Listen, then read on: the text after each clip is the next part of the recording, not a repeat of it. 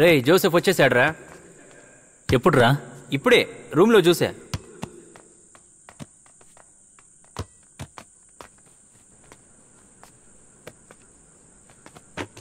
ఎప్పుడొచ్చావురా?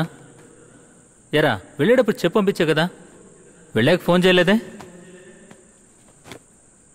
ఊర్లో అంతా ఎలా ఉన్నారు? అమ్మ బానే ఉందిగా?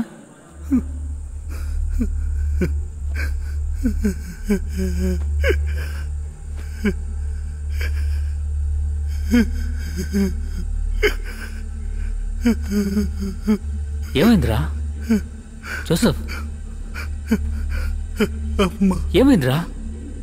అమ్మ చనిపోయిందిరా.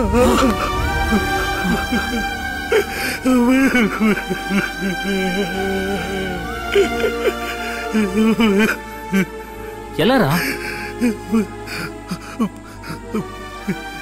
నేను బయలుదేరుతాను. ఎక్కడికి వెళ్తావు నువ్వు? నీకు చెప్పనా, అమ్మాయి నన్ను కష్టపడి చదివించింది. ఆ అమ్మాయి లేనప్పుడు నేను ఎందుకురా కష్టపడి చదువుకోవడం? వెళ్తాను. ఎందుకురా ఇలా మాట్లాడుతున్నావు? ఊరికి అలా బాధపడకరా. చూడు, మా అమ్మ నాన్న ఉన్నారు, వాళ్ళు నేను బాగా చూసుకుంటారు. వాళ్ళకి ఇంకో కొడుకుంటే వాడిని చదివిస్తారు కదరా. అది కాదురా, అరే మా అమ్మ నిన్ను మేం చూసుకుంటాంరా. చూడు, నువ్వు మీ అమ్మ కోరుకున్నట్టుగానే బాగా చదువుకోవాలరా. ఏడవకురా. రే రే జోసెఫ్, ఏడవకురా, ఏడవకురా. ఏడిస్తే నేను తట్టుకోలేనురా.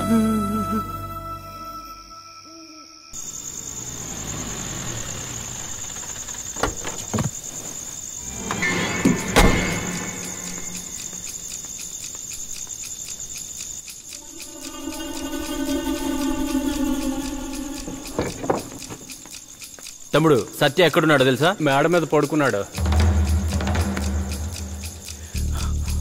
రేయ్ త్వరగా రండిరా, త్వరగా రండిరా, రండి.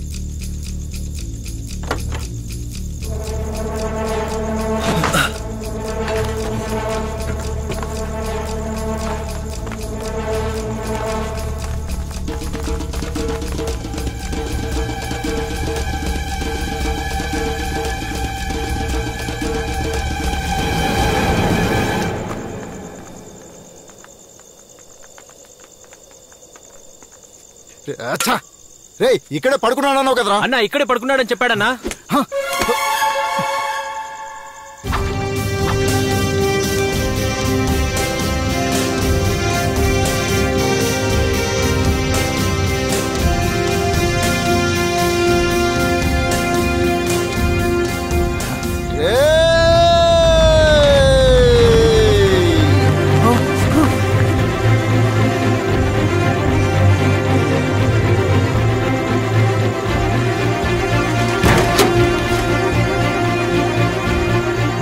కొట్టండ్రా.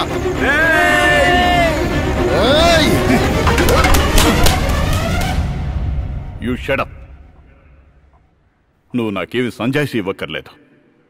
ఎప్పుడైతే నువ్వు రౌడీల్ని తీసుకొచ్చి హాస్టల్లో ఉన్న అబ్బాయిలను కొట్టించావో, ఇంత జరిగాక కూడా నేను నిన్ను ఇక్కడికి ఎలా చేస్తే ఇక్కడున్న అందరినీ నేనే చెడగొట్టిన వాడిని అవుతాను. సార్ వెంటనే టీసీ ఇచ్చి పంపించేయండి. Okay sir. మీరు కూడా వార్డెన్స్కి ఇన్ఫార్మ్ చేయకుండా వాళ్లతో కలిసి రౌడీల్లాగా గొడవ పడ్డారు. ఎవరికన్నా ఏమన్నా అయ్యుంటే మీ పేరెంట్స్కి ఏం సమాధానం చెప్పాలి? పేరెంట్స్ గురించి పక్కన పెట్టండి సార్, మన కాలేజీ కంటూ ఒక పేరుంది కదా. సార్, ఇమీడియట్లీగా వీళ్ళిద్దరిని హాస్టల్ నుండి వెకేట్ చేయించండి. Okay sir. ఈ కాలేజ్ హాస్టల్లో ఉండి చదువుకోవాలని వచ్చాం. ఇది మీరు ముందే ఆలోచించుండాలి. మీరిద్దరూ డే స్కాలర్స్గా వచ్చి చదువుకోవాలనుకుంటే చదువుకోండి, లేదా మీరు కూడా టీసీ తీసుకుని వెళ్ళిపోండి.